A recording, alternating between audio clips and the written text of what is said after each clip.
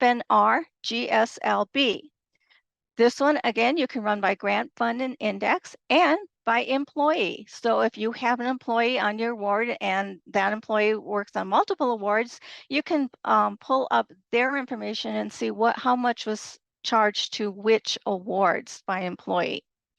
You can have the same report range of inception to date, single month, range of months, and this one also adds fiscal year.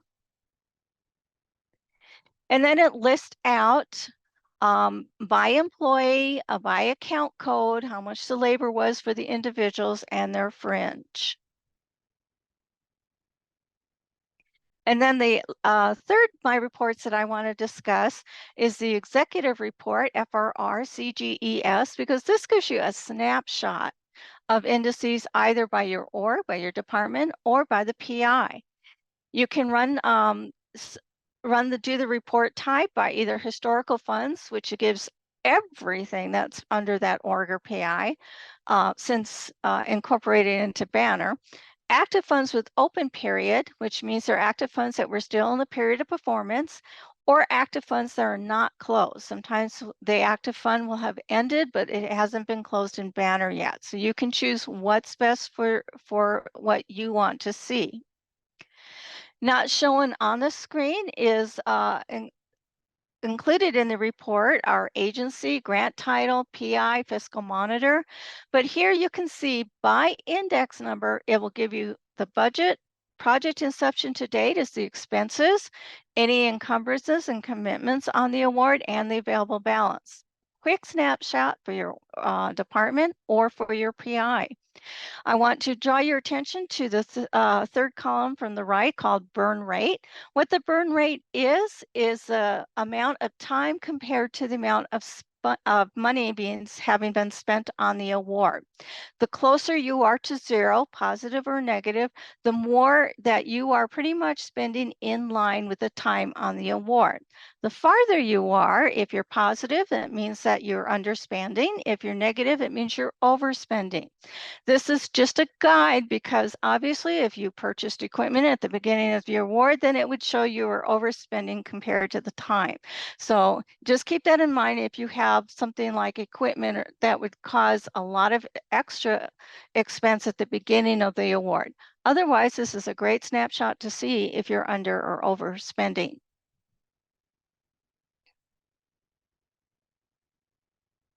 On all of these My Reports, you can schedule them.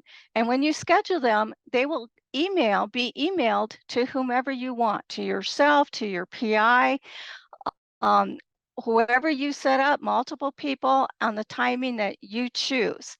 Under the schedule report, there's always a little scheduling help. You click on that and it will give you the detailed instructions on how to schedule reports.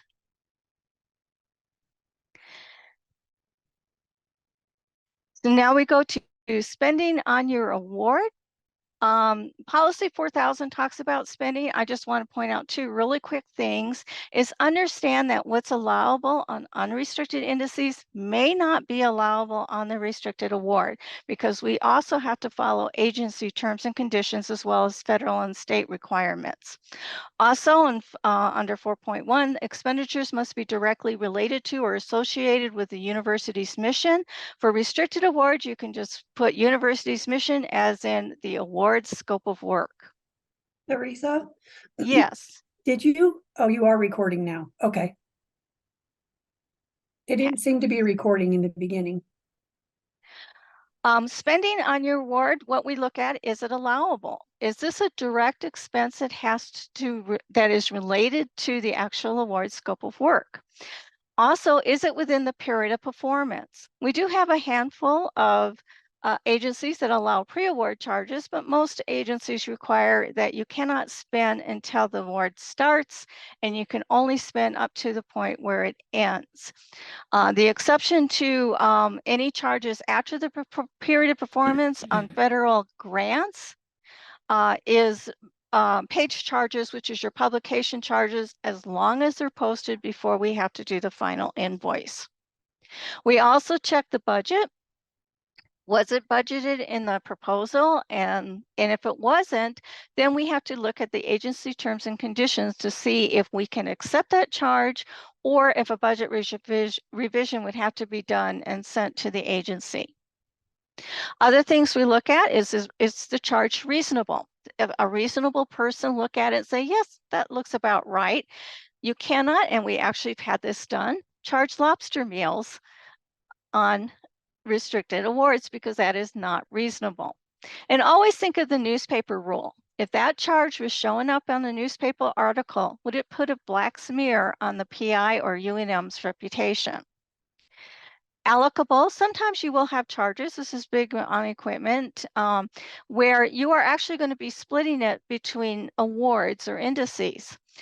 You have to have a reason of how you allocate it. So you can say, well, based on our estimates, 25% of the time for this equipment will be done on project A versus 75% on project B. You have to have a rhyme and reason as to how you determine it would be allocated between indices. You can't just say, well, we have more money over here. Agencies don't allow that. For cost share, we do cost share information based on the spending plan that you do earlier at proposal stage. Allowability is the same as the regular award. Is it within the period performance? That sort of thing. Program income is any kind of income that you receive on your grant.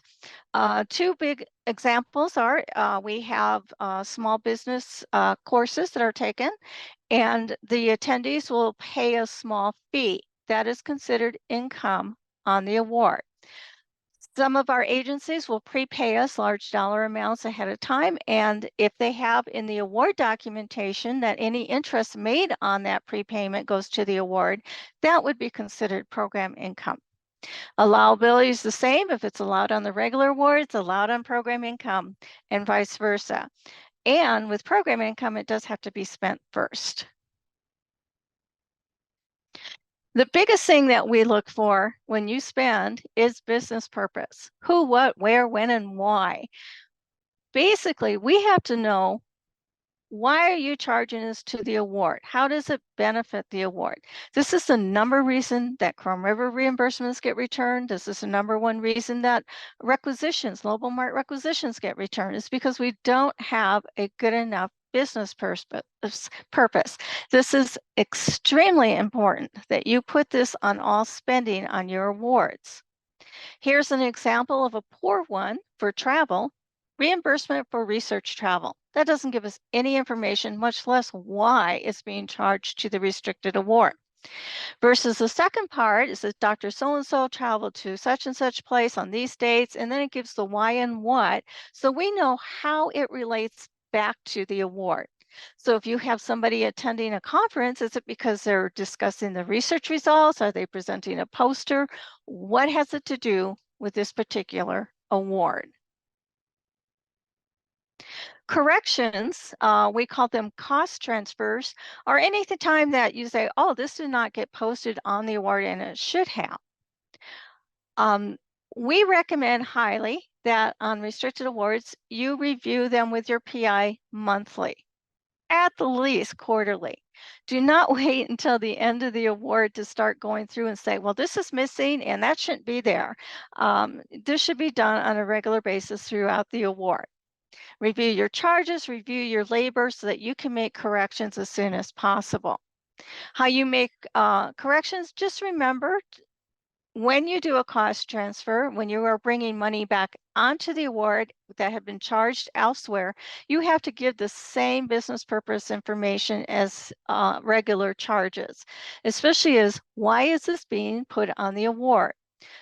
A lot of our audits take place 3 years after an award has been done. And I don't know about you, but I have no memory of what I did 3 years ago.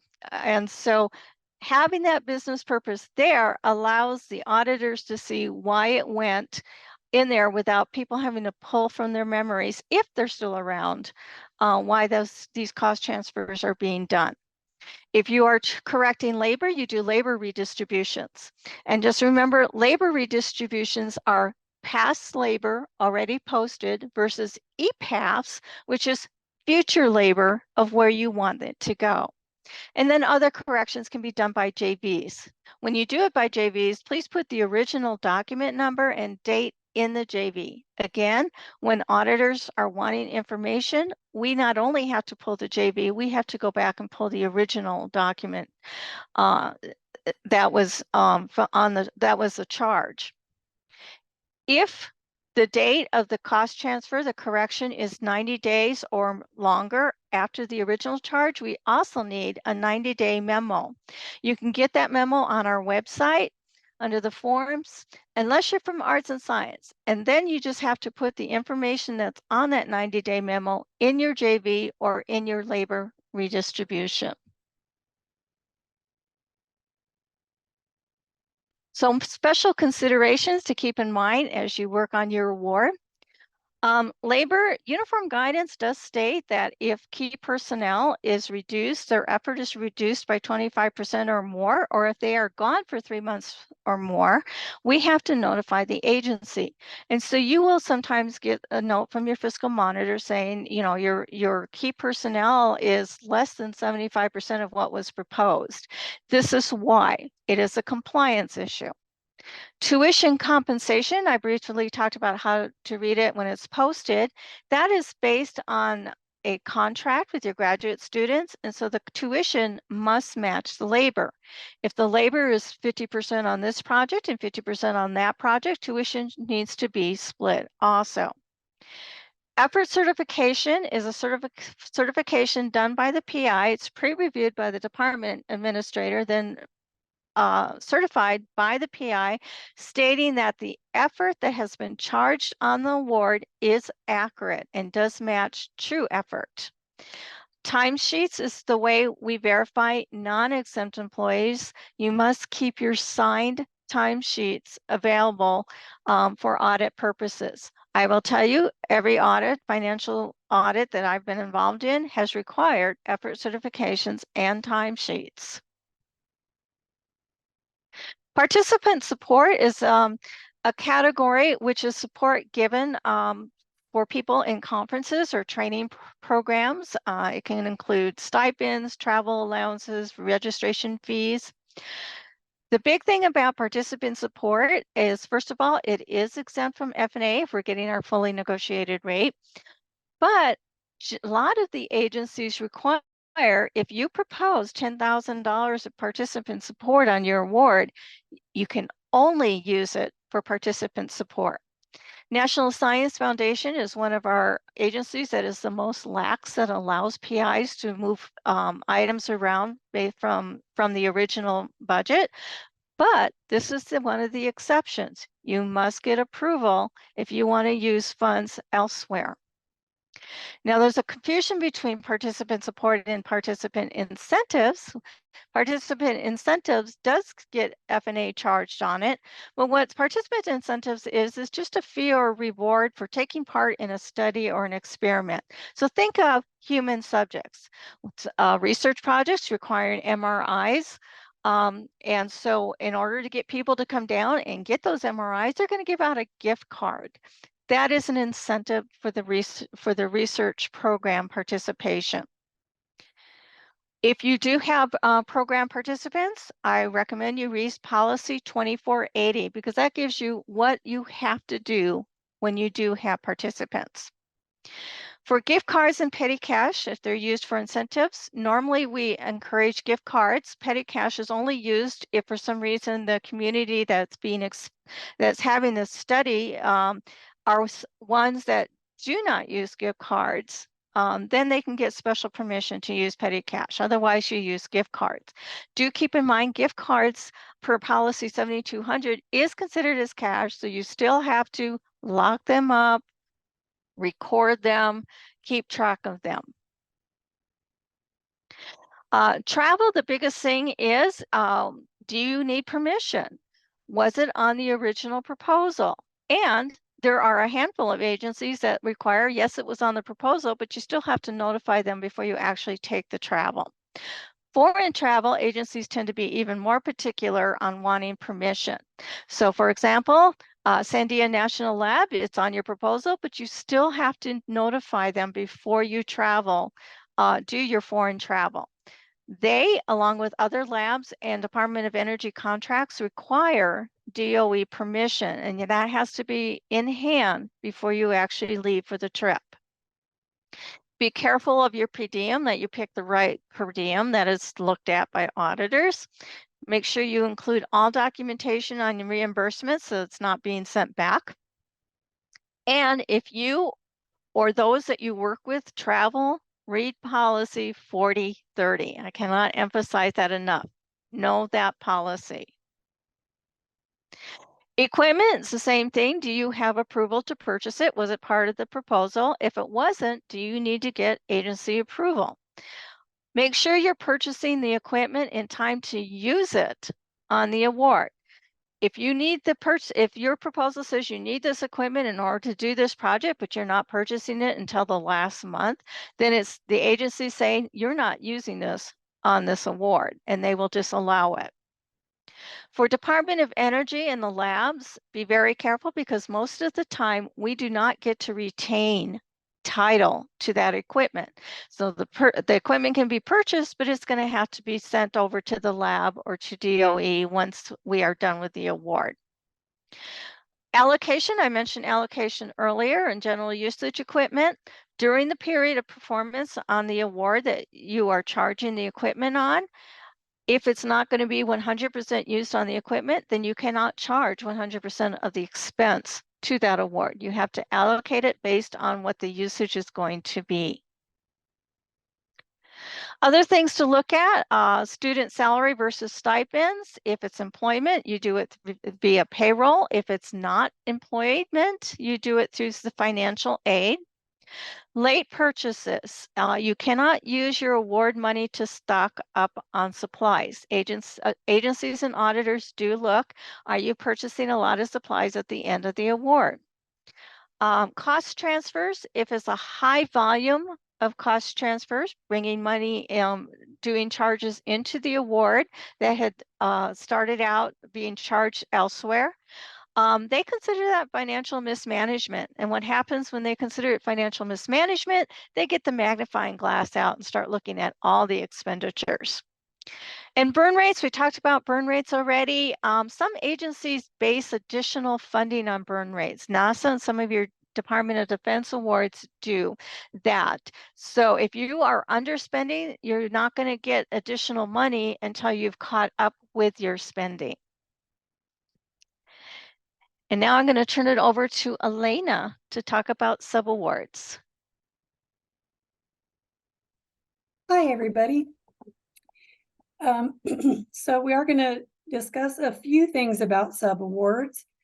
One of the things that we have to understand is that it is important that according to the uniform guidance that we make our subaward invoice payments within 30 days after we receive it. Unless the charge is improper, then we can return the invoice for correction to the agency.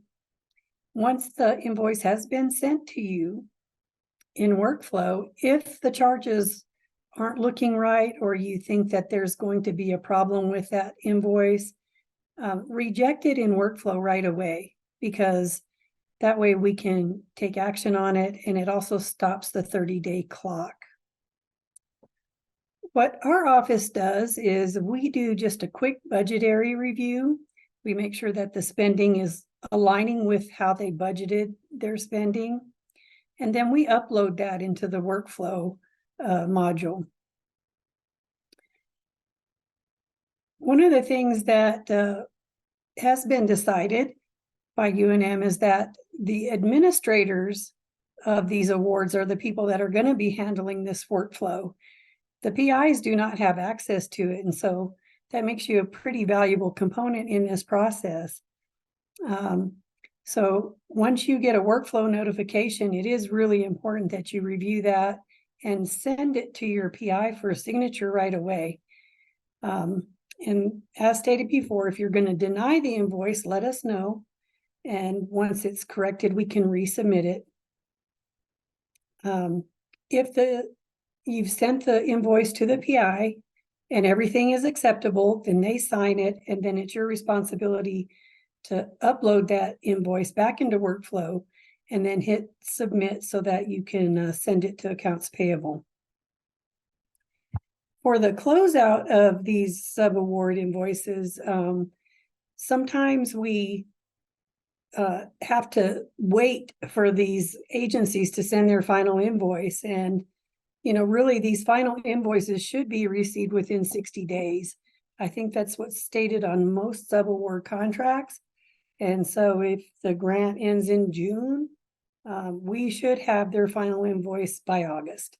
And here we are in September, and we still haven't received some of them. So that's going to be when we reach out to you and say, hey, we really need to get that final invoice from this agency. And so that's when we might request your help. Next. And like stated before, once you print the PDF of that invoice, there is a sub-award approval form on the very front page of that sub-award invoice. This is the page that needs to be signed by the PI. And this is their certification that they are actually reviewing that the expenditures on that invoice are appropriate, and that they are performing the work that they say they're performing to get their invoice paid, and that it also verifies that the PI has been following all the progress reports and the technical reports, and that the sub-awardee is actually performing the deliverables. And then if it is a final invoice, the PI, before we pay that final invoice, they need to certify that all the work has been completed, that all the reports and the deliverables that were required have been met.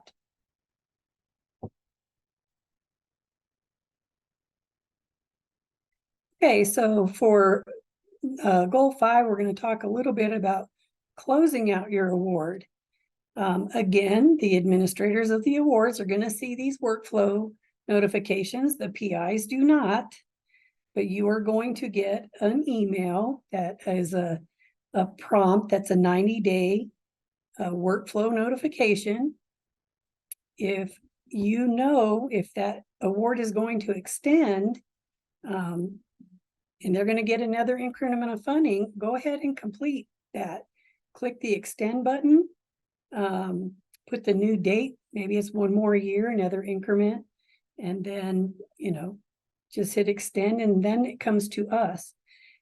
Once I receive that, if I haven't gotten a notification that this is going, that we have the new notice of award, then I hit that I have not received it yet, and it goes to OSP, and that way they know that they need to reach out to the agency and try to get that notice of award for that extension.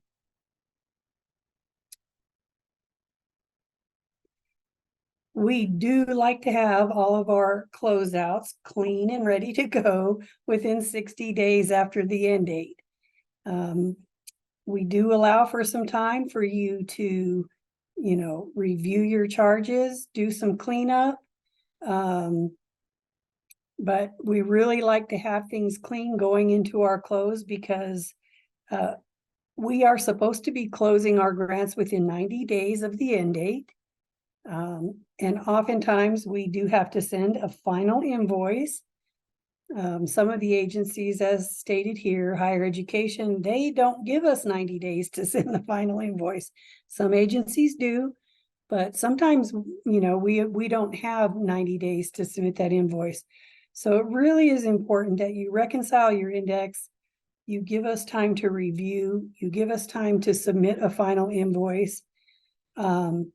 If 3 or 4 months down the road, you're still trying to put charges on your grant, and the draw for that grant might disappear. We might not be able to bill for it.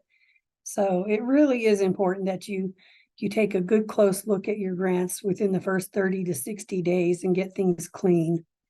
It does help if you do your reviews monthly. So that way, when we're closing, all you might have to do is, one little baby tidy up, and then we're done.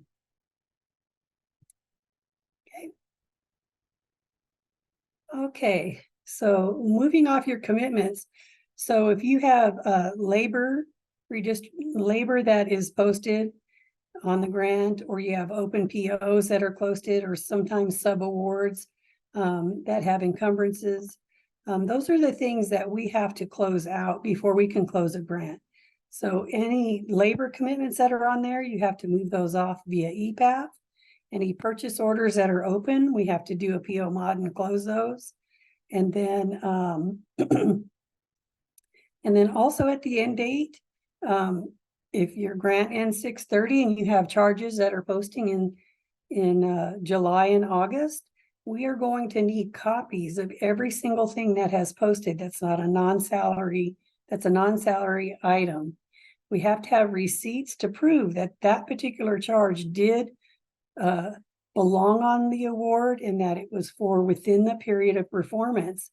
So again, if you have things clean in the earlier part of your award, by the time we end, we won't have to ask you for a lot of receipts. It is possible that we might need some salary verification, and that's particularly if the grant ends in the middle of the month and we need to make sure that, you know, the salary is appropriate for just that timeline. As Teresa mentioned earlier on, if it has a program income index, that has to be fully spent. We can leave funding on the main award, but program income has to be totally utilized all the way down to 0. Then also for cost shares, if it has an in-kind or a third-party documentation that needs to be submitted to our office to show that that cost share has been met. So we will ask for that as well. Tuition transfer forms might be necessary if you have tuition that that didn't quite line up, that the effort didn't match the tuition. We can perform that tuition transfer for you. It is a salary account code, so you can't do that yourself. For tuition, a standard is 3 months for spring and fall and 1 month for summer. Otherwise, it has to be prorated. So, you know, review your tuition charges to make sure that your tuition you're posting to the grant has the equivalent of the effort for each semester. If you do have incentives, which are in the form of gift cards or petty cash, we will send out a petty cash and gift card reconciliation. That has to tie to the exact amount that you spent, that you purchased, you spent, and you have on hand. So make sure you track those, keep a log on how they're spent, keep them locked up. We will be checking on those at the end of the award. If you do have gift cards that are remaining, then what we will do is transfer that charge off of the grant, and those will become the property of your unrestricted index, and they can be purchased later on by another award if needed. Okay, so agency forms that require PI signatures. This does usually pertain to all of the labs that we do business with.